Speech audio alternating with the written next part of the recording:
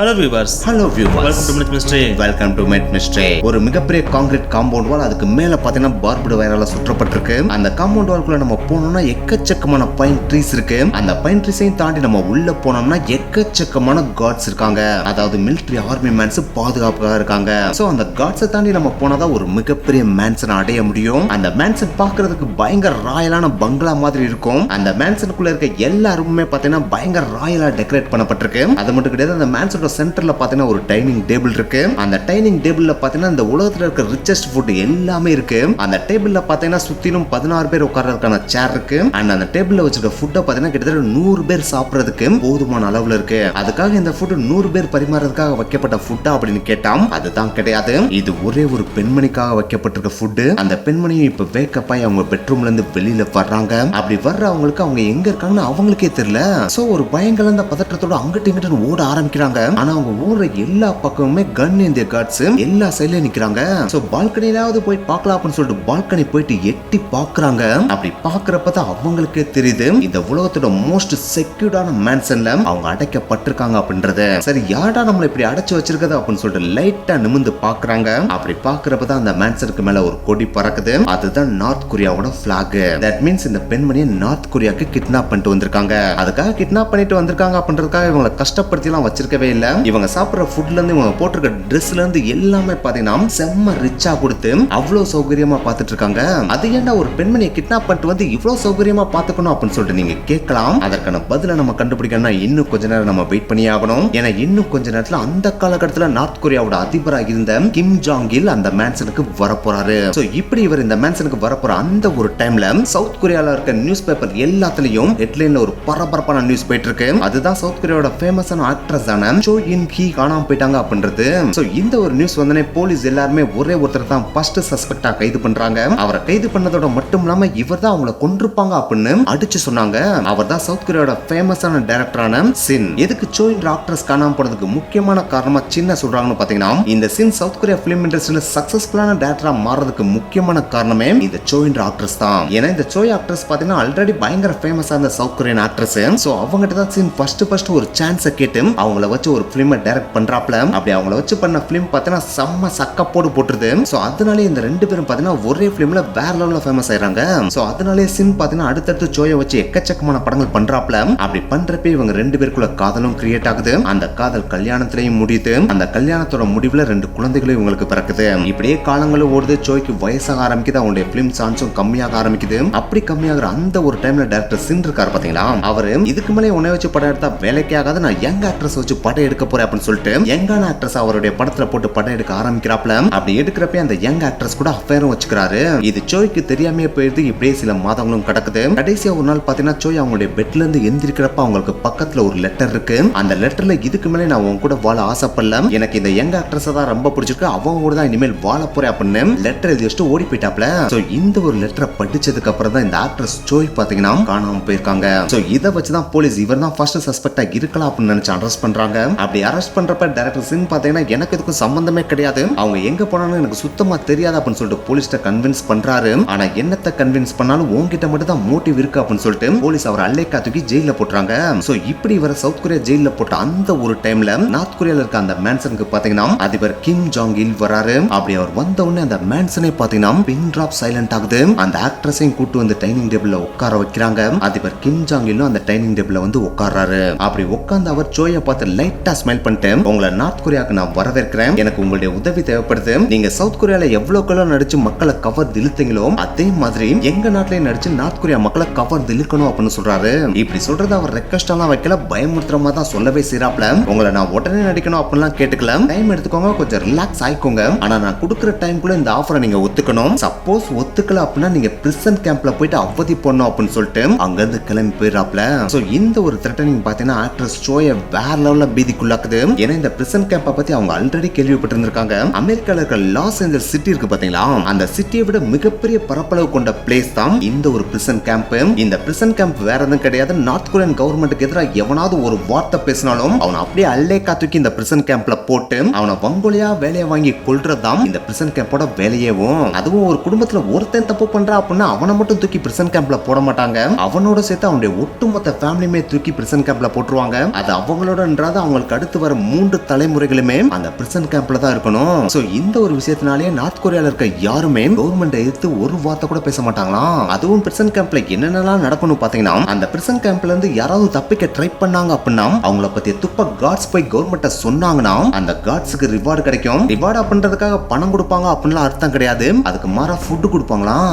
ஏன்டா அது ஃபுட் எல்லாம் ஒரு ரிவார்டா அப்படின்னு சொல்லிட்டு நீங்க கேட்கலாம். ஆனா நார்த் கொரியால ஃபுட் கிடைக்கிறதே ரொம்ப கஷ்டமா இருக்குமா. சோ அப்படி இருக்கிறப்ப ரிவார்டா உணவு கிடைச்சா கார்ட்ஸ் சும்மாவா இருப்பாங்க. சோ இந்த உணவை அவங்க ரிவார்ட்ஸா கெட் பண்றதுக்காகவே என்ன பண்ணுவாங்கன்னு பாத்தீங்கன்னா, இவங்களே அந்த பிரிசன் கேம்ப்ல இருக்க கைதிகள்கிட்ட போயிட்டு நான் நீங்க இங்க இருந்து தப்பிக்கிறதுக்கு ஹெல்ப் பண்றேன், நான் சொல்ற மாதிரி கேளுங்க அப்படின்னு சொல்லிட்டு அவங்களை அங்கிருந்து தப்பிக்க வைக்கிற மாதிரி தப்பிக்க வைக்க ட்ரை பண்ணுவாங்களாம். அப்படி தப்பிக்க வைக்கிறப்ப அந்த கைதியும் காட்ஸை நம்பி தப்பிச்சு ஓடுவாங்க. அப்படி ஓடுற அந்த ஒரு டைம்ல காட்ஸ் அவங்க வச்சிருக்க துப்பாக்கி எடுத்து தப்புன்னு போட்டு தள்ளிடுவாங்களாம். போட்டு தள்ளுறதோட மட்டும் இல்லாம அந்த பாடி ஹையர் ஆபீசர்கிட்ட எடுத்து போய் நான் இவன் தப்பிக்க ட்ரை பண்ணியா போட்டு தள்ளிட்டேன் அப்படின்னு சொல்லிட்டு ரிவார்டா ஃபுட்டையும் வாங்கிடுவாங்களாம். இது மட்டும் கிடையாது, காட்ஸ் ஹெல்ப் இல்லாம இந்த பிரிசன் கேம்ப்ல இருந்து எக்கச்சக்க பேர் தப்பிக்க ட்ரை பண்ணுவாங்க. அப்படி தப்பிக்க ட்ரை பண்ண யாருமே பாத்தீங்கன்னா இது வரைக்கும் தப்பிச்சது கிடையாது. அப்படி தப்பிக்க ட்ரை பண்றப்ப காட்ஸோட கண்கள்ல படாம இருந்துட்டா பிரச்சனை கிடையாது. ஆனா சப்போஸ் பட்டுட்டாங்கன்னு வச்சுக்கோங்களேன், அந்த தப்பிச்சு விடுறவனை அல்லேக்கா தூக்கிட்டு வந்து அந்த பிரிசன் கேம்போட சென்டர்ல கட்டி போட்டு காட்ஸ் எல்லாரும் மற்ற கைதிகளோட கண்களுக்கு முன்னாடியே அந்த தப்பிச்சு விடுறவரை கல்லால எரிஞ்சு கொன்றுவாங்களாம். சோ அந்த ஒரு வழியை பார்த்தாவது இனிமேல் இந்த பிரிசன் கேம்ப்ல இருந்து யாரும் தப்பிக்க யோசிக்கவே கூடாதுன்னு தான் இந்த மாதிரி செய்யவே செய்வாங்களாம். இது ஜஸ்ட் 1% ஆஃப் தண்டனை அப்படின்னு தான் சொல்றாங்க. இதை தவிர்த்து எக்கச்சக்கமான தண்டனைகள் அந்த பிரிசன் கேம்ப்ல கொடுக்கப்படும் சொல்றாங்க. அது மட்டும் கிடையாது, அந்த பிரிசன் கேம்ப்ல மாங்குன்னு வேலை வாங்குவாங்க இல்லையா, அப்படி வேலை வாங்கினாலும் அந்த பிரிசன் கேம்ப்ல பாத்தீங்கன்னா ஒரு நாளைக்கு ஒரு வேளை சாப்பாடு தான் கொடுப்பாங்களாம். அந்த ஒரு வேளை சாப்பாடும் வயிறு நிறைய அளவுக்கு எல்லாம் கொடுக்க மாட்டாங்க. ஒரு சின்ன பவுல்ல இத்தனை கூண்டு சாப்பாடு தான் கொடுக்கவே செய்வாங்களாம். சோ அதை சாப்பிட்டா வயிற்றுக்குள்ள அந்த உணவு போச்சா இல்லையான்னு கூட தெரியாதான். சோ அந்த உணவு சாப்பிட வச்சா இவங்களை வேலை மாங்குன்னு வாங்குவாங்களாம். இதனாலே அவங்களுக்கு தேவையான நியூட்ரிஷனும் கிடைக்காது. நாட்கள் போக போக மெலிஞ்சுக்கிட்டே போவாங்க. அதுல வின்டர் சீசன்லாம் வந்துட்டா குளிரும் அதிகமாயிரும் இல்லையா, அப்படி குளிர் அந்த ஒரு டைம்ல இவங்களுக்குன்னு ஸ்பெஷலா ட்ரெஸ் எல்லாம் கொடுக்க மாட்டாங்க. இவங்க இருக்க நார்மலான தின்னான ட்ரெஸ் போட்டு தான் வேலையே பார்க்கணும். சோ அந்த டைம்ல அங்க நிலவர குளிர தாங்க முடியாமயே எக்கச்சக்கமான பேர் இறந்து போயிருவாங்களாம். இது மட்டும் கிடையாது, பிரிசன் கேம்ப்ல இருக்க ஒவ்வொருத்தரும் ஒரு நாளைக்கு 14 இருந்து 20 மணி நேரம் வேலை பார்க்கணும். அதாவது 4 இருந்து 6 மணி நேரம் தான் தூங்கவே விடுவாங்க. அப்படி தூங்க விடுற அந்த ஒரு பிளேஸும் பாத்தீங்கன்னா ரொம்ப சின்ன பிளேஸா இருக்கும். அந்த சின்ன பிளேஸ்க்குள்ள குறைஞ்சது 50-60 பேரை போட்டு அடைச்சிருவாங்களாம். சோ அந்த ஒரு சின்ன பிளேஸ்க்குள்ள 50 பேர் தூங்கணும் அப்படின்னா கைகால நீட்டி நிமிந்தா தூங்கவே முடியாது. கை கால்களை மடக்கின மாதிரி கூனி குறுகி தான் தூங்கவே முடியுமா. சோ அதனாலேயே வலிதான் மிச்சமே தவிர அவங்களுக்கு தூக்கமே வராதுன்னு சொல்றாங்க. சோ இவ்வளவு கொடூரமான பிரிசன் கேம்பை யோசிச்சுதான் இப்ப பயம் கலந்த பதற்றத்தோட ஆக்ட்ரஸ் ஜோய் அந்த மேன்சன்ல உட்கார்ந்துட்டு இருக்காங்க. சோ அந்த பிரிசன் கேம்பை பத்தி யோசிக்கிறப்ப பேசாம அதிபர் சொல்ற மாதிரி நம்ம நார்த் கொரியன் மூவிஸ்ல நடிச்சலாம் அப்படின்னு சொல்லிட்டு ஒரு சைடு மைண்ட் செட்டுக்கு இவங்க வர்றாங்க. ஆனா என்னதான் அந்த ஒரு மைண்ட் செட்டுக்கு வந்தாலும் நம்ம நடிக்கிற நடிப்பு சப்போஸ் கிம் ஜாங் இல்லுக்கு பிடிக்கல அப்படின்னாலும் இவங்களை தூக்கி பிரிசன் கேம்ப்ல போட்டுருவாங்க அப்படின்றதும் இவங்களுக்கு நல்லாவே தெரியுது. சோ அதனாலே ஒரு கொடுக்குற டைம் வரைக்கும் நம்ம கொஞ்சம் ரிலாக்ஸ் ஆகி யோசிப்போம் அப்படின்னு சொல்லிட்டு கொஞ்சம் ரிலாக்ஸ் ஆக ஆரம்பிக்கிறாங்க. இப்படியே பாத்தீங்கன்னா சில நாட்கள் ஓட ஆரம்பிக்குது. அப்படி ஓடிட்டு இருக்கப்ப அந்த பிரிசன் கேம்ப் இருக்கு பாத்தீங்களா, அந்த பிரிசன் கேம்ப்ல இருக்கிற கைதிகள் ஓரளவுக்கு கார்ட்ஸ் கூட பழகி கொஞ்சம் நட்பா மாறினாங்க அப்படின்னா அவங்க சைடுல இருந்து சில சலுகைகளை அனுபவிக்க முடியும். எக்ஸாம்பிள் சொல்லணும் அப்படின்னா ஒரு கைதி இருக்காரு, அவங்க இருக்கிற கார்ட்ஸ் கூட நல்லா பேசி பழகி நட்பா மாறிட்டாரு அப்படின்னா நார்மலா மற்ற கைதிகள் குளிக்கிறதுக்கு கொடுக்குற டைமோட அளவுக்கு அதிகமான டைமை வாங்கி குளிச்சுக்கவும் முடியும். அதே நேரத்துல மற்ற கைதிகளுக்கு கொடுக்குற உணவோட கொஞ்சம் அதிகமான உணவை வாங்கி சாப்பிடவும் முடியும். ஆனா அப்படி கார்டோட க்ளோஸ் ஆகுறது அப்படின்றது அவ்வளவு ஈஸியான விஷயமா அப்படின்னு கேட்டா அது கெட்டவே கிடையாது அப்படின்னு தான் சொல்லியானோம். ஏன்னா பிரிசன் கேம்ப்ல இருக்கிற எல்லா கார்ட்ஸுமே ஈவு இறக்கம் இல்லாதவங்களா தான் இருப்பாங்களாம். அவங்க கைதிகளை பார்த்தாலே அடிச்சு நொறுக்கணும் அப்படின்ற மைண்ட் செட்டோட தான் இருக்கவே செய்வாங்களாம். ஆனா அப்படிப்பட்ட அந்த ஒரு பிரிசன் கேம்ப்லயும் பிரிசன் நம்பர் 6ல இருக்கிற ஒரே ஒரு கைதி பாத்தீங்கன்னா அங்க இருக்கிற கார்டோட நன்மதிப்பை பெற்றாப்ல. சோ அதனாலே மற்ற கைதிகள் குளிக்கிறதோட அளவுக்கு அதிகமான டைம்ல அவர் குளிக்கிறதுக்கு அலோவ் பண்ணப்படுறாரு. அப்படி அவர் சவரிங் ஏரியால போயிட்டு சவர் பண்ணிட்டு இருக்கிற அந்த ஒரு டைம்ல அவருக்கு அதிகமான டைம் கொடுத்த அந்த ஒரு கார்டு இருக்காரு பாத்தீங்கன்னா அவர் அந்த பாத்ரூம்குள்ள வர்றாரு. அப்படி வர்ற அவரு அந்த குளிச்சிட்டு இருக்கிற கைதியை பார்த்து நீ யாருன்னு எனக்கு நல்லாவே தெரியும், நீ தானே சவுத் கொரியாவோட டைரக்டரான சின் அப்படின்னு சொல்லிட்டு சொல்றாரு. அப்படி சொன்ன உடனே குளிச்சிட்டு இருக்கிற அந்த ஒரு கைதி அப்படியே திரும்பி பாக்குறாரு. அப்படி திரும்பி பாக்குற அந்த ஒரு கைதி அந்த டைரக்டர் சின்னா தான் இருக்காரு. சோ அந்த ஒரு கார்டு சின்ன ஐடென்டிஃபை பண்ண உடனே சின்னுக்கான ஒண்ணுமே புரியல. ஏன்னா ஒரு சவுத் கொரியால ஒரு டைரக்டரா தானே இருந்திருக்காரு. அதுவும் நார்த் கொரியால பாத்தீங்கன்னா நார்த் கொரியன் படங்களை தவிர வேற எந்த நாட்டோட படங்களும் உள்ள அலோடே கிடையாது. சப்போஸ் இல்லீகலா வெளிநாடுகள்ல இருந்து படத்தை உள்ள கொண்டு வந்து பார்த்தாலும் அந்த படத்துல இருக்கிற ஆக்டர்ஸ் தான் அங்க இருக்கிறவங்க பாத்துருப்பாங்களே தவிர டைரக்டரை பாக்குறதுக்கு வாய்ப்பே கிடையாது இல்லையா. ஏன்னா டைரக்டர் எல்லாமே பாத்தீங்கன்னா பிஹைண்ட் தி ஸ்கிரீன்ல தான் இருப்பாங்க. சோ அப்படி இருக்கிறப்ப என்னை எப்படி ஐடென்டிஃபை பண்ணா அப்படின்றதான் அந்த டைரக்டர் சின்னுக்கு இருந்த ஒரு மிகப்பெரிய ஆச்சரியமா இருந்துச்சு. சோ அந்த ஒரு விஷயமே ஒருவேளை இது நம்மளுக்கு வச்சிருக்கிற ட்ராப் அப்படின்ற ஒரு யோசனையும் டைரக்டர் சின்னுக்கு கிரியேட் பண்ணுது. சரி அதெல்லாம் ஓகே, டைரக்டர் சின்னு சவுத் கொரியால ஜெயில தான் இருந்தாப்ல, அப்புறம் திடீர்னு நார்த் கொரியால இருக்கிற பிரிசன் கேம்புக்கு வந்தாப்ல அப்படின்னு சொல்லி நீங்க கேட்கலாம். இதற்கான பதில நீங்க தெரிஞ்சுக்கணும் அப்படின்னா கொஞ்ச நேரம் வெயிட் பண்ணியானோம். ஆனா இந்த ஒரு டைம்ல டைரக்டர் சின் செம்மையான ஆச்சரியத்தோட தனக்கு முன்னாடி நின்று இருந்த அந்த கார்டு கிட்ட என்ன பத்தி உங்களுக்கு தெரிஞ்சிருக்கு அப்படின்னா என்னோட ஒய்ஃபான சோயை பத்தி உங்களுக்கு கண்டிப்பா தெரிஞ்சிருக்கணும், அவங்க எங்க இருக்காங்கன்னு தெரியுமா அப்படின்னு சொல்லிட்டு கேட்கிறாரு. அப்படி அவர் கிட்ட கேட்டவொடனே முன்னாடி இருந்த கார்டு சோயா பத்தி தெரியாமையா, அவங்களோட தீவிரமான ஃபேன் நான் சொல்றதை யார்ட்டையும் சொல்லாதீங்க, அவங்க நார்த் கொரியால தான் இருக்காங்க, அது மட்டும் கிடையாது கூடிய சீக்கிரம் உங்களை அவங்ககிட்ட கூட்டு போக போறதாவும் சொல்லிட்டு இருக்காங்க, ஆனா இந்த ஒரு விஷயத்தை நான் சொன்னதை யார்ட்டையும் சொல்லாதீங்க அப்படின்னு சொல்லிட்டு அங்கிருந்து டக்குன்னு கிளம்பி போயிடுறாரு. அப்படி அவர் கிளம்பி போறப்போ அவர்கிட்ட எக்கச்சக்கமான விஷயங்களை கேட்கணும் அப்படின்னு சொல்லிட்டு டைரக்டர் சின் நினைக்கிறாரு. ஆனா என்னத்தை நினைச்சாலும் அவருக்கான டைம் ரொம்ப கம்மியா இருந்தனாலேயே அந்த கார்டு அங்கிருந்து கிளம்பி போயிடுறாரு. அதுக்கடுத்து சின்னும் பாத்தீங்கன்னா பிரிசன் கேம்ப்ல போயிட்டு கொடூரமான சில வேலைகளையும் செய்ய ஆரம்பிக்கிறாரு. அப்படி ஒரு வேலை பார்த்துட்டு இருந்த அந்த ஒரு டைம்ல அவருக்கு பக்கத்துல இருந்த ஒரு கைதி, ஏயா நீ சவுத் கொரியன் டைரக்டரா, அங்கிருந்து எப்படியா இங்க வந்து மாட்டின, அந்த கதையை முதல் சொல்லியா அப்படின்னு சொல்லிட்டு கேட்கிறாரு. அப்படி கேட்கறப்பதான் நம்ம டைரக்டர் சின்னு இந்த விஷயத்தை சொல்றாரு. ஒன்ஸ் இவர் ஜெயிலுக்கு போனார் பாத்தீங்கன்னா, அப்படி ஜெயிலுக்கு போன உடனே அவரோட லாயரை வச்சு ஜாமீன் வாங்கிறாரு. அப்படி ஜாமீன் வாங்கின உடனே அவருக்கு நல்லாவே தெரிஞ்சிருது, நம்மளோட இன்னசென்ஸ் நம்ம ப்ரூவ் பண்ணணும் அப்படின்னா நம்ம ஒய்ஃபை கண்டுபிடிச்சா மட்டும்தான் நம்மளால இந்த ஒரு கேஸ்ல இருந்து தப்பிக்கவே முடியும். சோ நம்மளோட முதல் கட்ட வேலையை நம்மளோட ஒய்ஃப் எங்க போனா அப்படின்றத கண்டுபிடிக்கணும் அப்படின்னு சொல்லிட்டு அவரோட ஒய்ஃபான சோயை பத்தின கம்ப்ளீட் டீடைல கலெக்ட் பண்ண ஆரம்பிக்கிறாரு. அப்படி கலெக்ட் பண்றப்போ லாஸ்ட் 1 இயர் அவரோட ஃபிலிம்ல பாத்தீங்கன்னா ஹாங்காங்கை சேர்ந்த ஒருத்தர் பாத்தீங்கன்னா அவரோட ஃபிலிம்ல ஒர்க் பண்ணிட்டு இருக்காரு. அப்படி ஒர்க் பண்ணிட்டு இருக்க அவர்கிட்ட இருந்து ஒரே ஒரு துப்பு ஒருத்த கிடைக்குது. அதுதான் உங்களோட ஒய்ஃபான சோய் ஒரு தடவை ஹாங்காங்கு வந்திருந்தாங்க. அப்படி வந்து அவங்க ஒரு மிகப்பெரிய ப்ரொடியூசர் ஹாங்காங்ல சந்திக்க போவதாகவும் அந்த ப்ரொடியூசருக்காக இவங்களே படத்தை டைரக்ட் பண்ணி ஆக்ட் பண்ண போறதாகவும் சொல்லிட்டு இருந்தாங்க. அப்படி இவங்க ஹாங்காங்க்கு வந்ததுக்கு அப்புறம் தான் இவங்க காணாம போயிருக்கலாம் அப்படின்னும் அந்த ஹாங்காங்கை சேர்ந்த ஒருத்தர் பார்த்தா டாக்டர் சின்னுக்கு துப்பு கொடுக்குறாரு. இந்த ஒரு துப்பு கிடைச்ச உடனே அப்ப லாஸ்டா ஹாங்காங்க்கு போனதுக்கு அப்புறம் தான் தன்னோட ஒய்ஃப் காணாம போயிருக்காங்க அப்படின்னா நம்ம ஹாங்காங்க்கு போனோம் அப்படின்னா நம்ம ஒய்ஃபை கண்டுபிடிச்சலாம் அப்படின்னு சொல்லிட்டு உடனே சவுத் கொரியால இருந்து கிளம்பி ஹாங்காங்க்கு போறாரு. அப்படி ஹாங்காங்க்கு போறப்பதான் இன்னொரு விஷயத்தையும் கண்டுபிடிக்கிறாரு. அதுதான் அந்த மிகப்பெரிய ப்ரொடியூசரை பாக்குறதுக்கு முன்னாடி அவங்களுக்கு ஹெல்ப் பண்றதுக்காக ஒரு பெண்மணி வந்திருந்திருக்காங்க. அவங்களோட பேர் தான் லில்லி. அந்த ஒரு லில்லி தான் பாத்தீங்கன்னா ஆக்டர் சோய்க்கு ஒரு கைடாவே ஹெல்ப் பண்ணி இருந்திருக்காங்க. ஆனா அப்படி ஹெல்ப் பண்ண அந்த ஒரு லில்லி ஒரு நார்த் கொரியன் ஸ்பை அப்படின்றது நம்ம டைரக்டர் சின்னுக்கு தெரிய வருது. சோ ஒரு நார்த் கொரியன் ஸ்பை தன்னோட ஒய்ஃபுக்கு ஹெல்ப் பண்ணிருக்கா அப்படின்னா கண்டிப்பா நம்ம ஒய்ஃப் நார்த் கொரியாவுக்கு கூட்டு போயிருப்பாங்க அப்படின்ற ஒரு டவுட்டையும் டைரக்டர் சின்னுக்கு கிரியேட் பண்ணுது. சோ அப்படி கிரியேட் பண்ண உடனே தன்னோட ஃபிலிம்ல லாஸ்ட் 1 இயர் ஹாங்காங்ல இருக்கிற ஒருத்தர் ஹெல்ப் பண்ணிட்டு இருக்காரு பாத்தீங்களா, அவர்கிட்ட போயிட்டு எனக்கு நீங்க தான் எப்படியாச்சும் ஹெல்ப் பண்ணியானோ நார்த் கொரியாக்கு எப்படியாச்சும் போக முடியுமா அப்படின்னு சொல்லிட்டு கேட்கிறாரு. அப்படி கேட்ட உடனே அந்த ஹாங்காங் மேன் டைரக்டர் சின்ன பார்த்து பயங்கரமா சிரிச்சுட்டு நார்த் கொரியாவுக்கு போன அவ்வளவுதானே, நீ என் கூட வா அப்படின்னு சொல்லிட்டு அவர் நேரா பாத்தீங்கன்னா ஒரு கடற்கரைக்கு கூட்டு போறாரு. அப்படி கூட்டு போனோடனே நேரா அவருக்கு பக்கத்துல ஒரு போட்டு வருது. அந்த போட்டு வந்த உடனே டைரக்டர் சின்ன சத்துன ஒரு அரஞ்சு அந்த ஹாங்காங் மேன் பாத்தீங்கன்னா அந்த போட்ல ஏத்தி விடுறாரு. அப்படி அறிஞ்ச உடனே டைரக்டர் சின்னுக்குலாம் ஒண்ணுமே புரியல, என்னடா நடக்குதுங்க அப்படின்னு சொல்லிட்டு கேட்கிறாரு. அப்படி கேட்ட உடனே அந்த ஹாங்காங் மேன், நீ என்ன லில்லி மட்டும் தான் நார்த் கொரியன் ஸ்பை நினைச்சிட்டு இருக்கேன், நானும் நார்த் கொரியன் ஸ்பை தான்டா, லாஸ்ட் 1 இயர் நானும் உன்னை நோட்டம் போட்டு தான் இங்க வர வச்சு தூக்கிருக்கேன் அப்படின்னு சொல்லிட்டு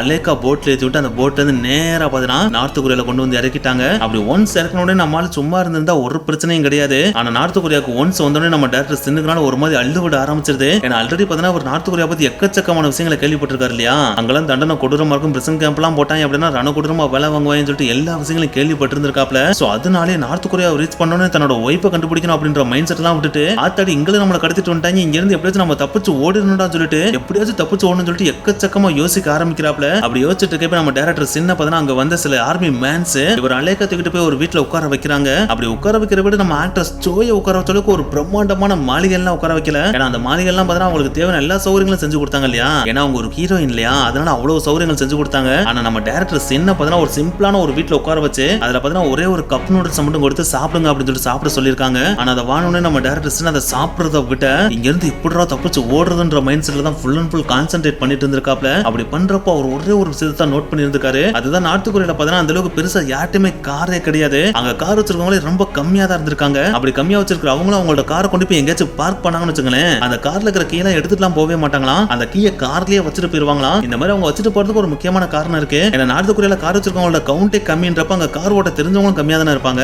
அதனாலே நார்த் கொரியால காரை மேக்ஸிமம் யாருமே திருடவே மாட்டாங்களாம். சப்போஸ் திருடி இருக்கேன் அப்படின்றத கண்டுபிடிச்சிட்டாங்க அப்படின்னா அவனை அலேக்கா தூக்கிட்டு போய் பிரிசன் கேம்ப்ல போட்டுருவாங்களாம். சோ பிரிசன் கேம்ப் அப்படின்ற ஒண்ணு யோசிச்சாலே எவனும் நார்த் கொரியால தப்பே பண்ண மாட்டாங்க இல்லையா. சோ அதனாலேயே நார்த் கொரியால இருக்கிற யாருமே தன்னோட கார்லுக்கு கீ எடுக்காம கார்லயே தான் வச்சுட்டு போவாங்களாம். சோ இந்த ஒரு விஷயத்தை தான் பாத்தீங்கன்னா நம்ம டைரக்டர்ஸ் நல்லாவே நோட் பண்ணிராப்ல. சோ நம்ம தப்பிக்கிறதுக்கு இருக்கிற ஒரே வழி எவனாச்சும் ஒருத்தர் நம்மளோட கண்ணுக்கு முன்னாடி காரை நிப்பாட்டணும் அப்படின்னா யோசிக்காம அந்த கார் எடுத்து தப்பிச்சு ஓடிடணும் அப்படின்றது தான் இவரோட ஒரே எய்மா இருந்துச்சு. அப்படி இவர் நினைச்சிட்டு இருந்த அந்த ஒரு டைம்ல இவரை உட்கார வச்சிருக்கிற அந்த ஒரு வீட்டுக்கு முன்னாடி பாத்தீங்கன்னா ஒரு மெர்சிடஸ் பென்ஸ் கார் வந்து நிக்குது. அப்படி நிப்பாட்டின உடனே அந்த காரோட ஓனர் பாத்தீங்கன்னா அந்த கார்ல கீயை வச்ச மாதிரி அங்க இருந்து கிளம்பி போயிடுறாப்ல. அதை ஒன்ஸ் நோட் பண்ண உடனே அங்க இருக்கிற கார்ட்ஸ்க்கு தெரியாம நைஸா அந்த வீட்டோட பேக் வழியா வெளியே போய் அந்த கார் எடுத்துட்டு சர்ன்னு நம்ம தலைவர் ஓட்ட ஆரம்பிச்சாரு. அப்படி ஓட்டுறப்ப அவரோட பிளான் என்னவா இருந்துச்சு அப்படின்னு பாத்தீங்கன்னா நேரா அந்த காரை நம்ம சீனாக்கு நேரா விடுறோம், சீனால போயிட்டு நம்ம சீனா வழியா தப்பிச்சு வெளியே ஓடிடுவோம் அப்படின்றது அவரோட பிளானா இருந்துச்சு. ஆனா என்னத்தான் இவர் இந்த மாதிரி பிளான் போட்டாலும் இவர்ட்ட மேப்பும் கிடையாது, ஒண்ணும் கிடையாது. அது மட்டும் கிடையாது, அந்த காலகட்டத்துல கூகுள் மேப் அப்படின்ற ஒண்ணும் கிடையாது. சப்போஸ் கூகுள் மேப் அந்த காலகட்டத்துல இருந்தாலும் நார்த் கொரியால அது ஒர்க் ஆகுமா அப்படின்னு கேட்டா அதுக்கும் வாய்ப்பு கிடையாது இல்லையா.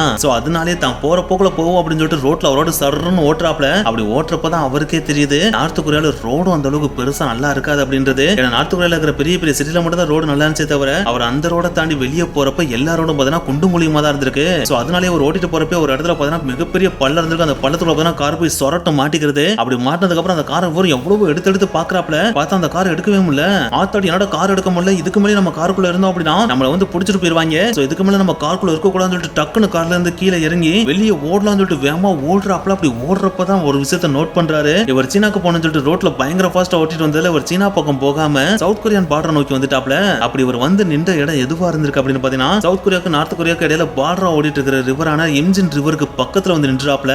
சோ அந்த ஒரு ரிவரை பார்த்தீங்கன்னா இவருக்கு பக்குன்னு அடிச்சிருது. ஏன்னா இந்த ஒரு ரிவருக்கு இன்னொரு பேர் இருக்கு. அதுதான் ரிவர் ஆஃப் த டெத், அதாவது சாவுகளின் ஆறு அப்படின்றத இதோட இன்னொரு நேம் இருந்திருக்கு. இந்த ஒரு ரிவருக்கு இந்த மாதிரி நேம் வைக்கிறதுக்கு ஒரு முக்கியமான காரணம் இருக்கு. ஏன்னா நார்த் கொரியால இருந்து எக்கச்சக்க பேர் எப்படியாவது தப்பிச்சு போயின்னு சொல்லி இந்த ரிவர் வழியா நீச்சல் அடிச்சு போலாம்னு சொல்லிட்டு ட்ரை பண்ணுவாங்களாம். ஆனா அப்படி தப்பிச்சு போக ட்ரை பண்றப்ப இந்த ரிவருக்கு மேலேயே பாத்தீங்கன்னா DMZ இருக்கும். அதாவது அந்த ரிவருக்கு நடுவுல பாத்தீங்கன்னா இரண்டு நாடுகளை சேர்ந்த ஆர்மி மேனும் கண்ணு வச்சுட்டு யாராச்சும் தப்பிச்சு போறாங்கன்னு பார்த்துட்டே இருப்பாங்க. அப்படி பாக்குறப்ப நார்த் கொரியால இருந்து எவனாச்சும் தப்பிக்கிறான்னு தெரிஞ்சாலே நார்த் கொரியன் சோல்ஜர்ஸ் எல்லாருமே பாத்தீங்கன்னா அவங்க வச்சிருக்கிற கண்ணை வச்சு டப்பு டப்பு டப்பு டப்புன்னு சுற்றுவாங்களாம். அப்படி சுடுறதுனாலே எக்கச்சக்கமான நார்த் கொரியா மக்களோட பாடி பாத்தீங்கன்னா இந்த ரிவர் வழியா சவுத் கொரியாக்குள்ள வந்துருமா. சோ அதனாலதான் இந்த ரிவருக்கு பாத்தீங்கன்னா ரிவர் ஆஃப் த டெத் அப்படின்னு சொல்லிட்டு பேரே வச்சிருக்காங்க. சோ அந்த ஒரு ரிவர் அடைஞ்ச உடனே அவருக்கு பக்கு நடிச்சிருது. ஆத்தாடி இதுக்குள்ள போய் நம்ம தப்பிக்கணும்னு சொல்லிட்டு தப்பிக்க ட்ரை பண்ணோம் அப்படின்னா ஆர்மி மேன் பார்த்தாங்க அப்படின்னா நம்மளை சுட்டே கொண்டு போடுவாங்க. சோ வேற ஏதாச்சும் வழி இருக்கா அப்படின்னு சொல்லிட்டு யோசிக்கிறாப்ல. அப்படி யோசிக்கிறப்ப அந்த பார்டர் கிராஸ் பண்றதுக்கு இன்னொரு வழி இருந்துச்சு. அதுதான் ட்ரெயின். அந்த ட்ரெயின்ல ஏறணும் அப்படின்னா நம்ம சவுத் கொரியாக்குள்ள எப்படியாச்சும் போயிடலாம் அப்படின்னு சொல்லிட்டு அவர் பிளான் போடுறாப்ல. அப்படி அவர் பிளான் போடுற அந்த ஒரு டைம்ல ட்ராக்ல பாத்தீங்கன்னா ஒரு ட்ரெயின் வர ஆரம்பிக்குது. அந்த ட்ரெயினை பார்த்தீங்கன்னா ஆத்தாடி இதான் நம்மளுக்கான டைம். இந்த ட்ரெயின்ல எப்படியாச்சும் சுத்திட்டு நம்ம டாப்ல போய் உட்காந்துக்கிட்டோம் அப்படின்னா நம்ம நார்த் கொரியால இருந்து சவுத் கொரியாக்குள்ள போயிடலாம் அப்படின்னு சொல்லிட்டு நைஸா ஊர்ந்து போய் அந்த ட்ரெயினுக்கு பக்கத்துல போயிட்டு அந்த ட்ரெயின் வர்றப்ப அந்த ட்ரெயின்ல டபுக்கு தொத்திக்கிறாப்ல. அப்படி தொத்தின உடனே கொஞ்சம் கொஞ்சமா மேலே ஏறி அந்த ட்ரெயினோட டாப்லயும் போயிட்டு படுத்துறாப்ல. ஆனா படுக்கிற அந்த டைம்ல அவருக்கு அப்ப தெரியல இது சவுத் கொரியாக்குள்ள போற ட்ரெயின் கிடையாது, நார்த் கொரியாக்குள்ள போற ட்ரெயின் அப்படின்றது. சோ இது தெரியாம நம்ம தலைவர் பாத்தீங்கன்னா அந்த ட்ரெயினுக்கு மேல டாப்ல பாத்தீங்கன்னா படுத்து நல்லா அசந்து தூங்கிடுறாப்ல. அப்படி தூங்கின அந்த ஒரு டைம்ல இந்த ட்ரெயின் பாத்தீங்கன்னா நார்த் கொரியாக்குள்ளேயே போய் நின்றுது. அப்படி நிக்கிற அந்த ஒரு டைம்ல டாப்ல படுத்துட்டு இருந்த நம்ம தலைவர் பாத்தீங்கன்னா அப்படியே புரண்டு கீழே விழுகுறாப்ல. அப்படி விழுந்ததை பார்த்த உடனே அங்க சுத்தி இருந்த கார்ட்ஸ் எல்லாருமே அவர் அலேக்கா தூக்கிட்டு போய் பிரிசன் கேம்ப்ல அடைச்சிடுறாங்க. சோ ஒன்ஸ் அவரை பிரிசன் கேம்ப்ல அடைச்ச உடனே அங்க இருந்த ஹையர் ஆபீசர் நேரா நம்ம டைரக்டர் சின்ட்ட வந்துட்டு உன்னை நாங்க ஏதாச்சும் பண்ணோமா, உன்னை எதுக்கு நாங்க எங்க தூக்கிட்டு வந்தோம், எங்க அதிபர் கிம் ஜாங் இல்ல பாக்கணும் அப்படின்றத தானே தூக்கிட்டு வந்தோம். அப்படி தூக்கிட்டு வந்து நாங்க ஏதாச்சும் உன்னை கொடுமை பண்ணோமா, உனக்கு தேவையான ஃபுட் எல்லாம் கொடுத்தோம்ல, அதை சாப்பிட்டுட்டு பேசாம அவரை பார்த்துட்டு போயிருக்கலாம்ல, அதை விட்டுட்டு தப்பிக்க ட்ரை பண்றேன்னு சொல்லிட்டு ட்ரை பண்ணி இப்ப கடைசியில் நீ பிரிசன் கேம்புக்கு வந்துட்ட. இங்க இருந்து உன்னால வெளியே போகவே முடியாது. இங்க இருக்கிற கைதிகள் என்னென்ன விஷயங்களை அனுபவிக்கிறாங்களோ அந்த எல்லா விஷயத்தையும் இப்ப இருந்து நீ அனுபவிச்சுதான் ஆகணும் அப்படின்னு சொல்லிட்டு அந்த ஹையர் ஆபீசர் அங்க இருந்து கிளம்பி போயிடுறாரு. இதை கேட்ட உடனே நம்ம டைரக்டர் சிங்னாலும் பக்கு நடிச்சது. ஆத்தாடி இந்த கேம்ப்லயா நம்ம மாட்டிக்கிட்டோம், இங்கெல்லாம் நம்மளால வாழ்க்கையை ஓட்டவே முடியாது, எப்படியாச்சும் இங்க இருந்து தப்பிச்சே ஆகணும் அப்படின்னு சொல்லிட்டு செகண்ட் டைம் எப்படியாச்சும் தப்பிக்கணும் அப்படின்னு சொல்லிட்டு ஒரு ஐடியா பண்ண ஆரம்பிக்கிறாப்ல. அப்படி ஐடியா பண்ணி கடைசி ஒரு பிளானுக்கு வர்றாரு. அதுதான் இவர் தங்கியிருக்க அந்த ஒரு செல் இருக்கு பாத்தீங்கன்னா, அந்த ஒரு செல்லோட சுவர்ல பாத்தீங்கன்னா ஒரு மிகப்பெரிய ஓட்டை இருக்கு.